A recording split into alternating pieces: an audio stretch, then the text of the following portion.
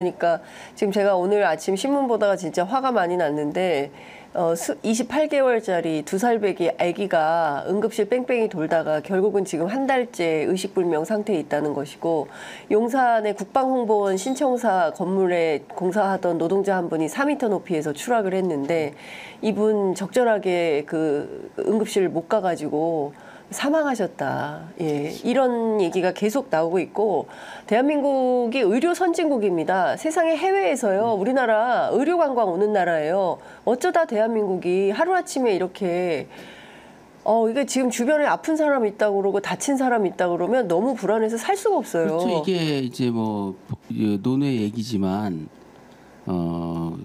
이 의료 시스템이 이렇게 갖춰진 것은 사실 초창기에 국가 초창기에 이제 박정희 대통령이 그때 뭐 공산주의자라는 비난까지 감수해가면서 사회주의적 요소를 들여온 거거든요.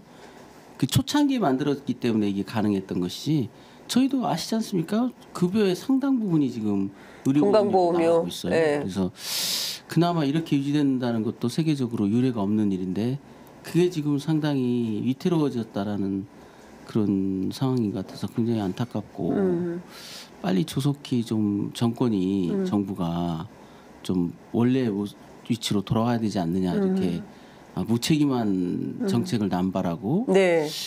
갈짓자 행보를 하는 것은 굉장히 위험하다. 그 지금 우리가 가지고 있는 많은 자산들이 있지 않습니까? 뭐 의료 시스템도 그렇고 치안도 그렇고, 네. 이게 공기처럼 우리가 자연스럽다고 생각해서 그 귀중함을 모르는 건데, 그게 하나라도 이제 어긋나기 시작하면 굉장히 그게 소중했구나라는 걸 알 거예요.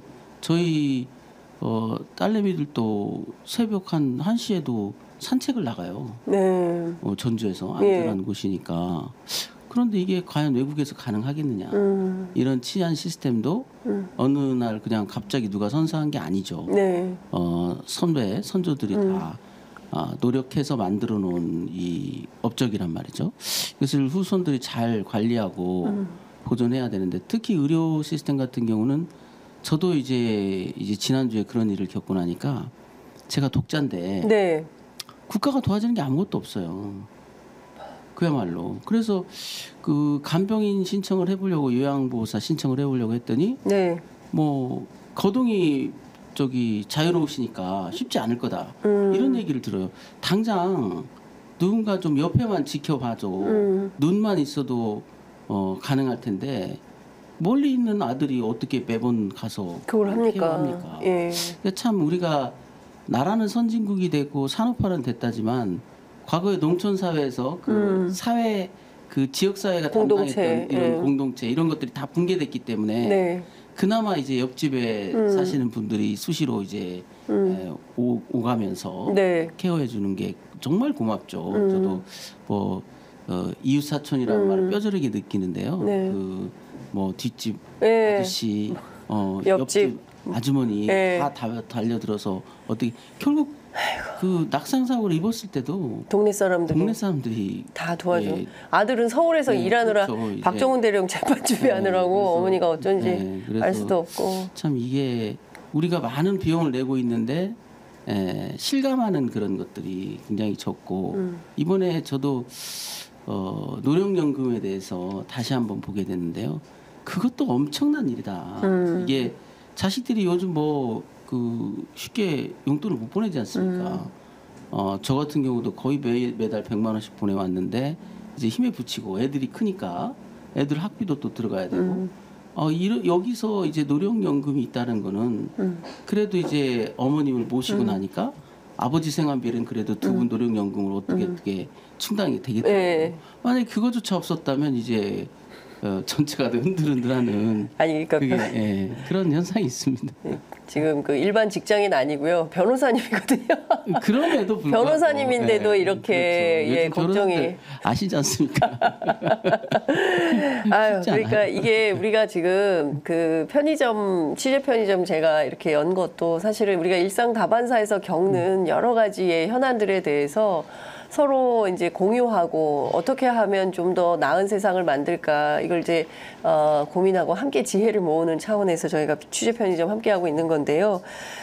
김 변호사님 말씀 들어보니까 너무 제 얘기 같아서 그러니까 이제 아마 시청자분들도 공감을 많이 하실 것 같습니다. 변호사, 뭐 이런 사회적 직책과 역할이 있지만 가정으로 돌아가면 부모고 자식이고 그렇지 않습니까? 네. 연로하신 부모를 어떻게 모실 것인가에 대해서 상당히 저도 모호했구나. 그래서 휴화산이 활화산이 돼서 터진 건데 그렇군요. 막상 터지고 나니까 감당이 잘 안 되는 휘청휘청하는. 그래서 지난주는 진짜 머리가 하얘질 정도로 제가 뛰어다녔죠. 바쁘셨죠. 예. 네. 또 이번 주에 또 박정훈 대령 중요한 공판 7차 공판이 있었기 때문에 얼마나 뭐 심경이 복잡하셨을까 싶습니다. 그 와중에 장윤선 또 편의점 출연하라고 하지 정신이 없으셨을 것 같습니다. 오해번님께서 취재 편의점 100만 돌파 기원해요 하셨는데요. 예, 저희가 요새 힘이 좀 많이 붙입니다, 여러분. 취재 편의점 좋아요, 구독, 알림 설정으로 많이 좀 도와주시면 좋을 것 같고 저희가 오늘 아침 좀 일찍 시작하다 보니까 동접이 오늘은 조금 낮은데요. 조금 더 적극적으로 저희가 김 변호사님과 함께 달려보도록 하겠습니다. 자, 어제 박정훈 대령 7차 공판 있었습니다. 7번째 재판입니다. 네. 변호사님 어떠셨습니까? 매번 그 재판에 참석하실 때마다 많은 생각이 드실 텐데요. 그렇죠. 어제 재판 특히 이종섭 전 국방부 장관이 출석했습니다. 이종섭 국방장관 아침에는 박진희 군사보좌관 신문을 했는데요. 역시나 예상을 크게 벗어나지 않는다. 제가 첫 질문이 그거였거든요. 해병대에서는 8명을 이첩한다고 했는데 결국 조사본부에서 도대체 몇 명을 이첩한 거냐. 사단장은 이첩이 됐냐 그러니까 이첩이 된 거래요. 네? 사단장을 이첩했다는 거예요. 조사본부에서는. 근데 말도 안 되는 얘기잖아요. 예, 2명 이첩했다고 둘 세상에 다 알려진 건데. 경북청에 다 장관이라는 사람이 나와서 6명이 이첩됐다. 그래서 당신 생각이냐 누가 그렇게 보고를 하더냐 그랬더니 말을 제대로 못해요. 이종섭 장관이. 네. 그러니까 첫 질문부터 어깃장이 나기 시작했죠. 네. 첫 질문부터. 그래서 이제 2명을 이첩했다라는 게 팩트기 때문에 8명을 이첩하려고 그랬는데 2명만 이첩됐다는 걸 그렇죠. 전제사실로 해서 질문을 준비했는데 네. 처음부터 좀 황당해진 거죠. 이게 무슨 말인지. 일말의 가능성은 있었는데 그리고 이제 끝자락에 가서 이런 질문이 있었습니다. 제가 지금 띄워드리라고 요청드린 네네. 7페이지에 보면 네. 2024년 8월 1일, 8월 2일 11시 52분 문자 메시지가 있어요. 예, 자 보겠습니다. 잠시만요. 저희가 제작단에서 7페이지를 조금 띄워주시면 예, 저기 띄워졌습니다. 네. 8월 2일 11시 52분. 52분 29초. 예. 조금만 키워주시면. 예. 요걸 이제 보시죠. 지읒기억님께서 장관님께서 통화를 원하셨습니다. 나중에 이첩하는 것으로 정확하게 말씀하셨는지 궁금하셨습니다. 네. 이게 뭐냐면 이첩이 된 다음에 장관의 첫 멘트가 뭐였냐면은 도대체 해병대 사령관이 수사단장한테 명확하게 지시는 한 거냐 이첩을 보류하라고 이 문자를 보냈거든요. 네. 그래서 제가 이게 본인 멘트가 맞냐 그러니까 이종섭 장관이 인정을 했어요. 자기가 군사보좌관한테 그런 말을 했다. 그래서 왜 이런 문자를 보냈냐 그랬더니 8월 1일 날 뭐 원래 예정일을 자꾸 얘기를 하고 이러더라는 거예요.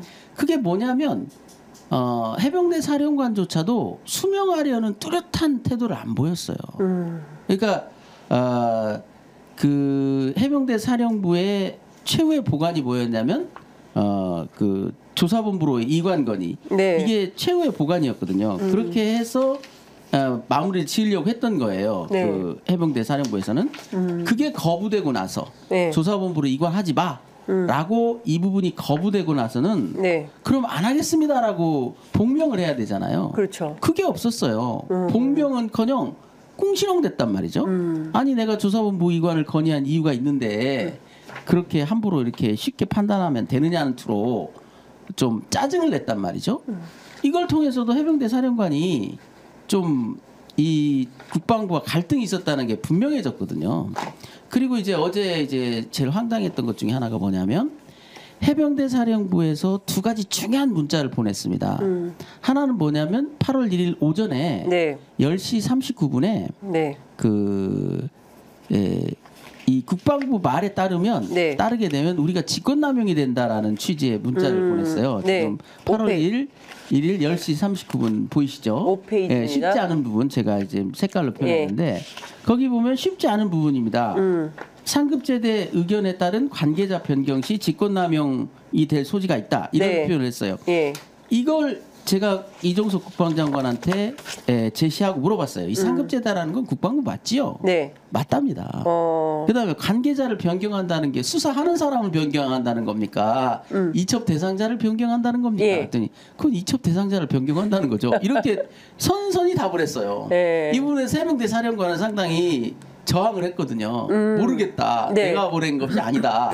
내가 쓴 게 아니다. 그건 박정훈 대령이 작성해서 준 걸 그대로 전달만 했을 뿐 난 무슨 내용인지 잘 모르겠다. 이렇게 김기한 사령관은 변명을 했거든요. 네. 그래서 국방장관 선선히 인정하더라고요. 이게 상급제대 의견에 따른 관계자 변경이라는 게 뭐냐. 국방부 의견에 따라서 이첩 대상자를 변경하면 직권남용이 된다. 이런 취지를 읽힌다는 거예요. 그래서 이 문자를 봤냐 그랬더니 못 봤대요. 못 봤다? 네. 아니 군사보좌관한테 보내준 문자인데 자기가 못 봐요?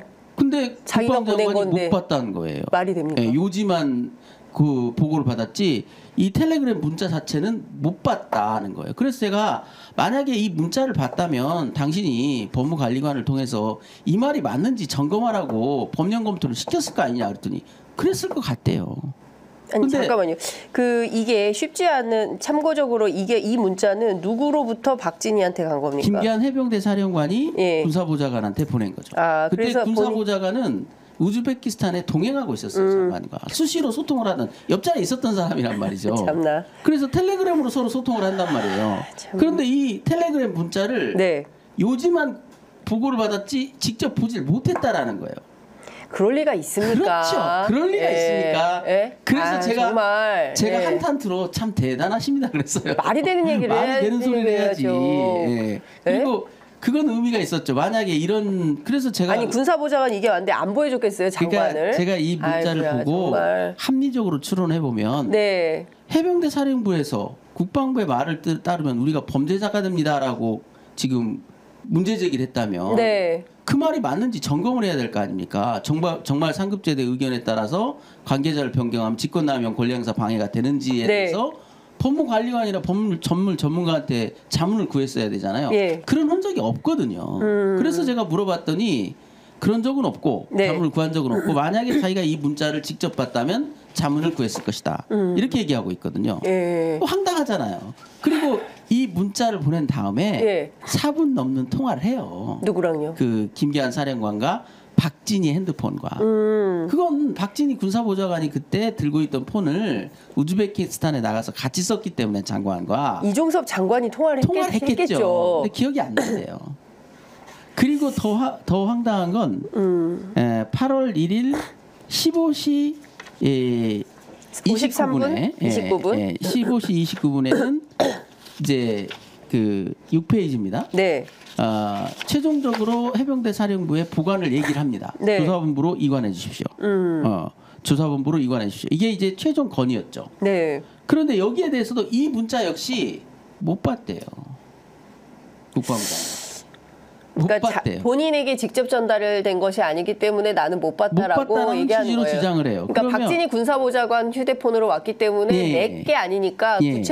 나는 못 봤어라고 예. 변호인이 그렇게 진술하라고 말을 하지 않았을까요? 모르겠어요. 그런데 이제 7페이지에 보면 53번 7페이지에 보면 네. 15시 53분에 문제의 그 텔레그램 문자가 날라와요. 네. 사령관님, 장관님께서는 수사라는 용어를 쓰지 말라고 하셨고 수사권 없기에 수사라는 말을 하지 마라.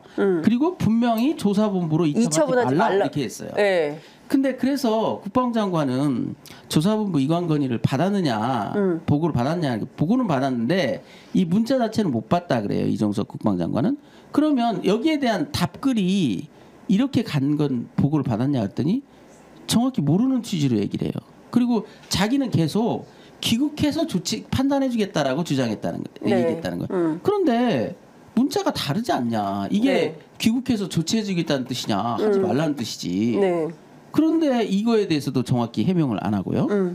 제일 황당한 게 이겁니다. 8월 1일 12시 6분경에 보낸 5페이지에 보면요. 네. 이게 지금 제일 황당한 거거든요. 네. 군사보좌관이 아까 그 10시 39분에 해병대로부터 잘못하면 직권남용된다는 문자가 건의를 보냈죠. 받고 네. 통화도 끝낸 상태입니다. 그렇죠. 그리고 한참이 지나서 1시간 넘게 지난 다음에 이런 문자를 보내요. 뭐라고 돼 있냐면 확실한 혐의자는 수사 의뢰, 지휘책임 관련 인원은 징계로 하는 것도 검토해 주십시오.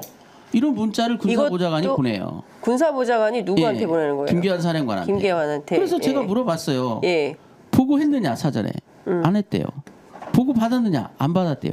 그럼 이 문자는 언제 알았느냐 하니까 장관 그만두고 알았대요. 말이 되는 얘기를 하세요. 말이 되는 소리를 해야죠. 아 정말. 예. 그리고 더 황당한 건 확실한 혐의자는 수사 의뢰, 지휘책임 관련해는 징계로 하라. 수사와 징계로 나눠달라는 얘기잖아요. 그렇죠. 8명 중에 일부를. 예. 아니 그러니까 이게 저는 핵심인 것 같네요. 정말 그렇죠. 8월 1일 날 12시 06분 57분에 텔레그램. 이걸로 모든 게 해명이 돼요. 왜냐하면 이 말은 누군가는 수사 이첩 대상에서 빼달라는 얘기예요. 그렇죠. 이게 중요하네. 거기에 지휘책임 관련자가 저기 그 현장 통제간부가 지휘책임 관련자인가요? 그러니까요. 상급자를 얘기하는 거예요. 맞습니다. 사단장, 여단장 정도를 얘기하는 거거든요. 예. 그럼 이건 누가 봐도 합리적으로 생각을 해보면 야 사단장, 여단장 좀 징계를 좀 처리해주면 안 되겠어? 이거는 이 얘기를 하고 있는 거예요. 너무나 분명하게 이거는 수사 가이드라인입니다. 그렇죠. 가이드라인이죠. 예. 그래서 이 부분에 대해서 박정훈 대령도 국회에서 이런 얘기를 했죠. 가장 흔한 수사 개입이다. 가장 흔한 수사 개입이다. 군에서 가장 많이 벌어지는 수사 개입이다. 예. 항상 수사 개입을 할 때 뭐라 그러냐면 좀 징계로 처리해도 되잖아. 이 얘기를 하거든요. 꼭 수사로 그렇게 처벌까지 해야 돼? 내가 알아서 징계할게. 저도 사단 참모할 때 사단장과 실갱이가 벌어졌던 게 제가 대대장 처벌한다니까 사단장님께서 그 얘기를 했어요. 내가 인사조치하마. 이 항상 벌어지는 일이거든요. 그리고 누가 봐도 이 문제는 누군가는 수사 의뢰를 하고 누군가는 빼달라는 얘기 아닙니까? 근데 국방장관 이거조차도 인정을 안 해요. 이 명확한 문자에 대해서 이걸 보시라. 확실한 혐의자는 수사 의뢰, 지휘책임 관련자는 징계. 그러면 해병대 사령부에서는 8명을 전부 다 형사처벌한다고 했으니 이 중에 몇 명은 징계로 좀 빼달라는 얘기 아니냐. 네. 그렇더니 왜 그렇게 읽히시냐요? 왜 그게 그렇게 읽히냐는 거예요? 네. 자기가 볼 때는 문제가 없는 문자라는 거예요. 그래서 제가 그러면 이 말은 8명은 이첩하고 징계도 하라는 뜻이냐 이게? 그러니까. 아니잖아요. 그럼요. 이거는 명확하게 이건 구분해서 알려준 거예요. 그렇죠. 확실한 혐의자. 과외 선생님이 네. 학생한테 야 시험 문제 이렇게 나오는데 너 요렇게 외워. 라고 지침을 주는 겁니다. 항상 지휘 책임이라는 건 뭐냐면 감독 책임을 얘기하는 지휘 감독 책임을 얘기하는 그렇습니다. 자기 잘못은 아닌데 예. 남의 잘못에 대해서 지휘 감독을 잘못했으니 너도 책임져라. 이걸 지휘 책임이라고 부르는 거예요. 그러니까 사단장, 여단장을 얘기하는 게 가장 맞죠. 임성근 사단장이 국회에 와서 끊임없이 자기는 지휘한 바가 없다고까지 얘기하잖아요. 예. 그러면 그렇게 따지면 이제 사단장은 아예 징계도 안 되는 거죠. 네. 그러니까 이 얘기 속에 모든 게 함축돼 있습니다. 그래서 이 사건의 본질은 뭐냐면 정당한 명령이 있었고 거기에 대한 해병대 수사단장의 항명이 있었던 게 아니라 국방부 장관 측에 부정청탁이 있었고 해병대 사령부 측에 거부가 있었던 거예요. 그러니까. 이게 핵심입니다. 그렇기 때문에 네. 해병대 사령관이 계속 궁시렁 거리는 거예요. 뒤에서도. 네. 조사부 이건 하지 마 그러는데도 네. 예 안 하겠습니다라는 응신 안 하고 아니 내가 말이죠 이관 건의를 한 데는 다 이유가 있는데 유족들한테 설명도 해야 되고 이랬단 말이에요. 그리고 나니까 전화를 요구해요 국방장관이. 지금 전화 안 한다는 말까지 해버려요. 김기환 사령관이. 네. 그러니까 다음 날 벌어졌던 일이 벌어지고 나니까 장관이 의심하는 거예요. 너 어제 그렇게 나한테 개기더니 너지 이런 얘기죠. 네가 한 거지. 항명의 주체는 너지라고 김기환 사령관이 의심을 받은 거죠. 의심을 받은 거죠. 네. 그리고 결정적으로 그 의심을 촉발시킨 게 뭐냐면 해병대 사령관의 메모. 모든 책임 내 가지고 넘기겠다. 내일. 네. 이 건의를 북북 지웠잖아요. 예. 그 상황이 아마 이 텔레그램 문자를 서로 주고받고 8월 1일 오후 늦게 무렵에 갈등이 최고조로 올라와서 해병대 사령관이 들이받은 거 아니냐. 조사본부 이 이첩보류라는 것은 해병대 사령관은 조건부였어요. 나는 이첩보류 할 테니 너희들은 가져가. 이 얘기를 한 거거든요. 내가 8월 2일 안 넘길게. 네. 대신 가져가 사건을. 이렇게 건의를 했던 거거든요. 네, 그랬죠. 조건부예요. 그게 연결돼 있는 거라고요. 그런데 조사본부 이관이 안 된다고 하니까 네. 해병대 사령관도 이제 그럼 이첩보류를 나도 이제 수명할 수 없는 것처럼 돼버린 거죠.